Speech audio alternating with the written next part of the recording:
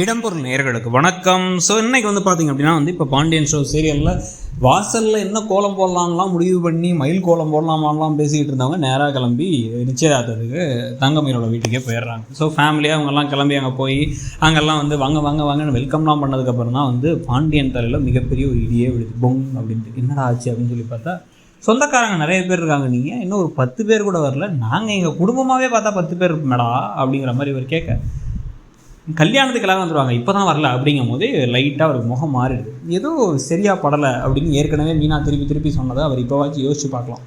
ஆனால் அவர் யோசிச்சு பார்க்க நிலைமையில இல்லை.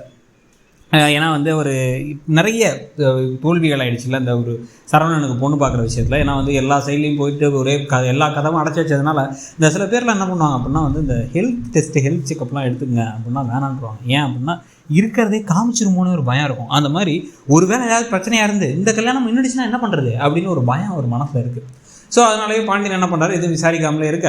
இதுக்கப்புறம் என்ன பண்ணுறாங்கன்னா குழடி நேராக உள்ளார போயிட்டு நம்ம செயின் எல்லாம் ஆரம்லாம் எடுத்து பார்த்து, பரவாயில்ல நெக்லஸ் நல்லா இருக்கே, கனமாக இருக்கே, நல்லா பார்க்க பழப்பழப்பாக இருக்கே, எங்கே வாங்கினீங்க, என்ன பண்ணீங்க, எந்த கடை அப்படின்லாம் கேட்கும் பொழுது, இல்லை தெரிஞ்ச ஆசாரி வச்சு அவர்கிட்ட தான் நாங்கள் பண்ணோது அப்படிங்கிற மாதிரி சமாளிச்சிடுறாங்க பாக்கியம்.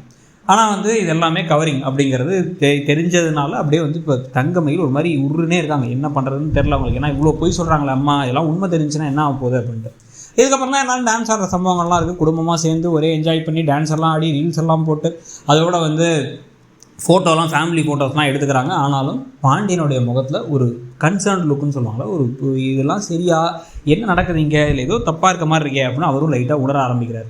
கண்டிப்பாக இதை இதே டவுட் மீனாவுக்கும் வந்திருக்கும். திருப்பி இங்கே எல்லாரும் பார்க்கவும் பேசவும் செய்வாங்க. இப்போ இதில் இருக்கக்கூடிய முக்கியமான விஷயம் என்ன அப்படின்னா, பாண்டியனுக்கு இந்த பொய் சொல்ல வேணாம் அப்படிங்கிறத ஒரு ஆரம்பத்துலேருந்தே சொன்னார். நம்ம குடும்பத்தில் என்ன இருக்குங்கிறத நம்ம சொல்லிவிடுவோம். இந்த 2 பசங்க தம்பிங்க, அவங்களுக்கு கல்யாணம் ஆகிடுச்சு, அவங்க ஓடி போய் கல்யாணம் பண்ணிட்டாங்க காதலிச்ச பொண்ணை. அதே மாதிரி எங்கள் வீட்டில் இந்த மாமா வீட்டோட பேசுறது கிடையாது அப்படி இப்படிங்கிறதெல்லாம் இவங்க அக்கா எனக்கு தனியாக யாரும் கிடையாது, அவளுக்கு நல்லா நிறைய சொந்தக்காரங்க இருக்காங்க, அவங்களோட பெருசாக பழக்க வழக்கம் இல்லை அப்படிங்கிற எல்லாத்தையும் சொல்லிட்டாங்க. ஆனால் இவங்க குடும்பத்தில் எல்லாமே பொய் மேலே பொய் சொல்லியிருக்கிற சமயத்தில் இப்போ இந்த நிச்சயதார்த்தத்துக்கு பிறகு இப்போ தங்கமயிலும் சரவணனும் மனசளவில் கொஞ்சம் க்ளோஸ் ஆகிட்டாங்க.